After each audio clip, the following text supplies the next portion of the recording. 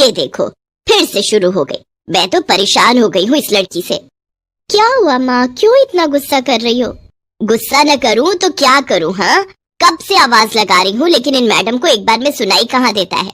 ओहो माँ, आप ही देखो ना, मैंने कितना सुंदर डिजाइन बनाया, बस इसी में ध्यान लगा था मेरा, शायद इसीलिए आपकी आवाज सुनाई नहीं दी होगी। अच्छा बताओ क्या काम है, मैं ये बाद में पूरा कर लूंगी। कुछ काम नहीं, खाने की थाली कब से लगा कर रखी है, अब महारानी को फुर्सत मिल गई हो तो चलकर खा लो।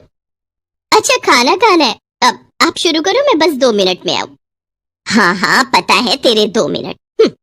इतना कहकर हिना की माँ सुमित्रा गुस्से में वहाँ से चली गई और फिर खाने की मेज पर। अरे क्या हो गया, इतने गुस्से में क्यों हो भाग्यवान? अब आप ही समझा लीजिए अपनी लाडली को, मेरी तो एक नहीं सुनती। हाँ तो क्या हो गया, तुम पे ही तो गई है। आपको मजाक सूझ रहा है? यहाँ मेरा दिमाग खराब हो रहा है, सारा दिन बस मेहंदी के डिजाइन बनाती रहती है और कोई काम ही नहीं है इसे। इसका मतलब वो सच में तुम पर ही गई है। तुम्हें भी तो मेहंदी लगाने का बड़ा शौक था ना इस उम्र में? हाँ, पर मैं घर का सारा कामकाज निपटाने के बाद ये सब करती थी। अरे ये तो खाना पीना भी छोड़कर बैठी है। सुमित्रा अपने पति सुरेश से हिना की शिकायतें कर ही रही थी कि तभी हिना वहां आ गई। क्या बनाया माँ? खुशबू तो बड़ी अच्छी आ रही है। मिल गई तुझे फुर्सत? हाँ माँ, देखो ना मेरा आज का डिजाइन, पापा देखिए ना कैसा है। सच में डिजाइन तो वाकई बढ़िया बनाया है लाडो। ये लाडो बोल बोल कर आपने ही इसका दिमाग खराब करके रखा है। मेरी जान को कितना काम है पता है, ती जा रही है, मगर ये लड़की मेरी बिल्कुल मदद नहीं करती। ओहो, आज सिर्फ खरी खोटी ही सुनाओगी या कुछ खाना भी मिलेगा भाग्यवान? सुरेश की बात सुनकर सुमित्रा की हंसी निकल गई और उसे हंसता देख सभी लोग हंसने लगे। हिना अपने माता पिता की अकेली संतान थी। हिना को बचपन से ही मेहंदी के नए नए डिजाइन बनाने का बड़ा शौक था। वो कागज पर रोज कुछ न कुछ नया बनाने की कोशिश करती और फिर उसे अपने अपनी माँ के हाथों पर लगाती। हिना के कॉलेज की पढ़ाई भी अब पूरी हो गई थी, तो अब उसके लिए रिश्ते आने भी शुरू हो गए थे।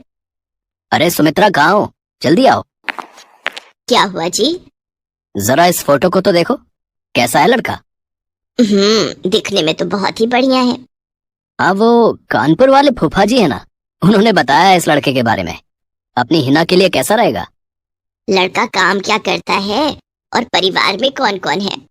फूफा जी बता रहे थे कि कानपुर में इनका अपना कारखाना है, वहाँ ये अपना दोने पत्तल और डिस्पोजल वगैरह बनाते हैं। ये अच्छा पैसा कमा लेता है, फूफा जी की रिश्तेदारी में है। हाँ, पर उससे पहले ये फोटो एक बार हिना को तो दिखा दो, उसे लड़का पसंद आ जाए तभी बात आगे बढ़ानी चाहिए ना। अरे हाँ, ये भी सही कह रही हो। लाडो, ओ लाडो, अरे कहाँ है बिटिया? सुरेश ने फौरन जाकर कमल की फोटो हिना को दिखाई तो हिना को भी कमल पसंद आ गया। उधर कमल को भी हिना पहली ही नजर में भाग गई और इस तरह से कुछ ही दिनों में कमल और हिना की शादी खूब धूमधाम से हो गई। शादी के बाद कमल और हिना अपनी गृहस्थी में बहुत खुश थे। फिर एक शाम। ये क्या लिख रही हो हिना?